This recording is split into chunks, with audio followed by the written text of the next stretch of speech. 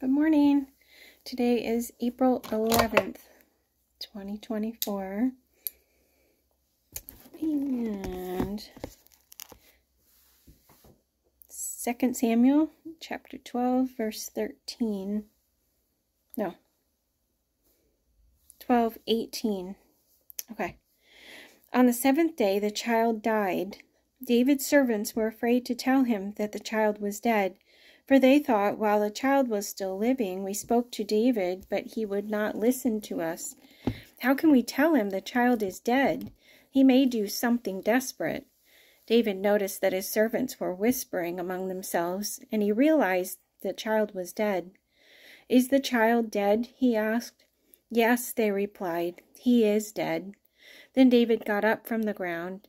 After he washed, put on lotions, and changed his clothes, he went into the house of the Lord and worshipped. Then he went to his own house, and at his request they served him food, and he ate.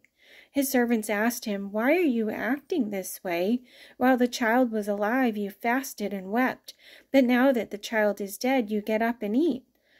He answered, "While the child was still alive, I fasted and wept. I thought, who knows, the Lord may be gracious to me and let the child live. But now that he is dead, why should I fast? Can I bring him back again? I will go to him, but he will not return to me." Meanwhile, Joab fought against Rabbah of the Ammonites and captured the royal citadel. Joab then sent messengers to David, saying, "I have fought against Rabbah and taken its water supply. Now muster the rest of the troops and besiege the city and capture it. Otherwise I will take the city and it will be named after me." So David mustered the entire army and went to Rabbah and attacked it and captured it. He took the crown from the head of their king. Its weight was a talent of gold, and it was set with precious stones, and it was placed on David's head. He took a great quantity of plunder from the city and brought out the people who were there, consigning them to labor with saws and with iron picks and axes, and he made them work at brick-making. He did this to all the Ammonite towns. Then David and his entire army returned to Jerusalem. David also defeated the Moabites. He made them lie down on the ground and measured them off with a length of cord. Every 2 lengths of them were put to death, and the 3rd length was allowed to live. So the Moabites became subject to David and brought tribute. Moreover, David fought Hadadezer, son of Rehob, king of Zobah, when he went to restore his control along the Euphrates River. David captured 1,000 of his chariots, 7,000 charioteers, and 20,000 foot soldiers. He hamstrung all but 100 of the chariot horses. David took the gold shields that belonged to the officers of Hadadezer and brought them to Jerusalem. From Tebah and Berothai, towns that belonged to Hadadezer, King David took a great quantity of bronze. When the Arameans of Damascus came to help Hadadezer, king of Zobah, David struck down 22,000 of them. He put garrisons in the Aramean kingdom of Damascus, and the Arameans became subject to him and brought tribute. The Lord gave David victory wherever he went. Abishai, son of Zeruiah, struck down 18,000 Edomites in the Valley of Salt. He put garrisons in Edom, and all the Edomites became subject to David. The Lord gave David victory everywhere he went. When Tou, king of Hamath, heard that David had defeated the entire army of Hadadezer, he sent his son Joram to King David to greet him and congratulate him on his victory in battle over Hadadezer, who had been at war with Tou. Joram brought with him articles of silver and gold and bronze. King David dedicated these articles to the Lord, as he had done with the silver and gold from the nations he had subdued, Edom and Moab, the Ammonites and the Philistines and Amalek. He also dedicated the plunder taken from Hadadezer, son of Rehob, king of Zobah. These were the chiefs of David's mighty men. They, together with all Israel, gave his kingship strong support to extend it over the whole land, as the Lord had promised.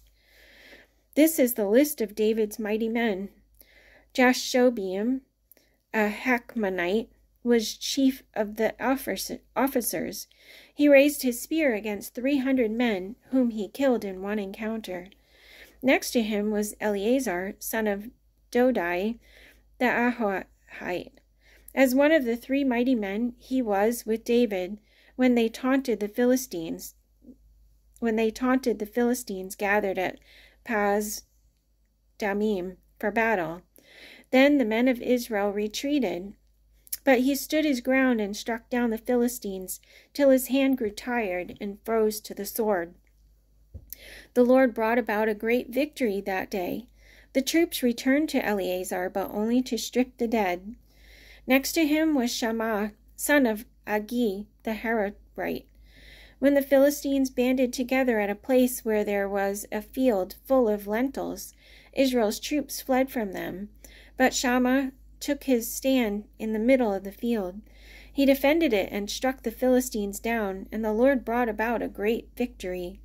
During the harvest time, 3 of the 30 chief men came down to David at the cave of Adullam, while a band of Philistines was encamped in the valley of Rephaim. At that time, David was in the stronghold, and the Philistine garrison was at Bethlehem. David longed for water and said, "Oh, that someone would get me a drink of water from the well near the gate of Bethlehem." So the 3 mighty men broke through the Philistine lines, drew water from the well near the gate of Bethlehem, and carried it back to David. But he refused to drink it. Instead, he poured it out before the Lord. "Far be it from me, O Lord, to do this," he said. "Is it not the blood of men who went at the risk of their lives?" And David would not drink it. Such were the exploits of the 3 mighty men. Abishai, the brother of Joab, was the chief of the 3. He raised his spear against 300 men, whom he killed, and so he became as famous as the 3. He was doubly honored above the 3, and became their commander, even though he was not included among them. Benaiah, son of Jehoiada, was a valiant fighter from Kabzeel, who performed great exploits. He struck down 2 of Moab's best men.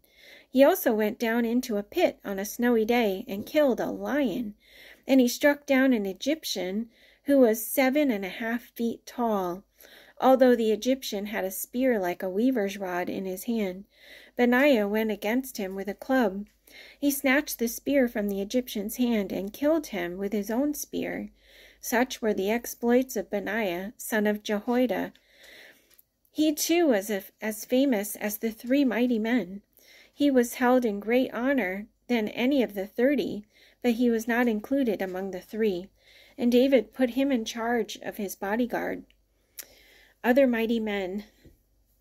The mighty men were Asahel, the brother of Joab, Elhanan, son of Dodo from Bethlehem, Shamath the Hararite, Helez the Pelonite, Ira, son of Ikesh from Tekoa, Abiezer from Anathoth, Sibbecai the Hushathite, Eli the Ahoite, Maharai the Netophathite, Heled, son of Bana the Netophathite, Athai, son of Rabbi from Gibeah in Benjamin, Benaiah the Pirathonite, Hurai from the ravines of Gash, Abiel the Arbathite, Asmaveth the Baharumite, Eliabah the Shalbanite, the sons of Hashem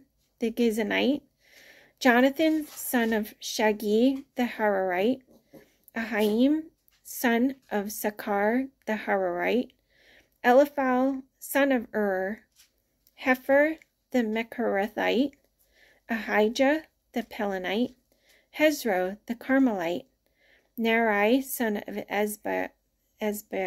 Ezbai, Joel the brother of Nathan, Mibhar, son of Hagri, Zelek the Ammonite, Naharai the Beerothite, the armor-bearer of Joab, son of Zeruiah, Ira the Ithrite, Gareb the Ithrite, Uriah the Hittite, Zabad, son of Ali, Adina, son of Shiza, the Reubenite, who was chief of the Reubenites, and the 30 with him, Hanan, son of Maacah, Joshaphat, the Mithnite, Uzziah, the Ashtarothite, Shammah and Jael, the sons of Hotham, the Ararite, Jediel, son of Shimri, his brother Joha, the Tizite, Eliel, the Mahavite,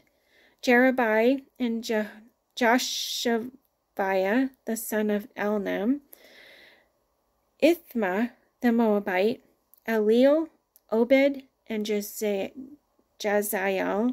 the Mezabite. Those are some names. So, yeah, that's a mouthful. All right, that's it for today. Have a great day. Love you guys.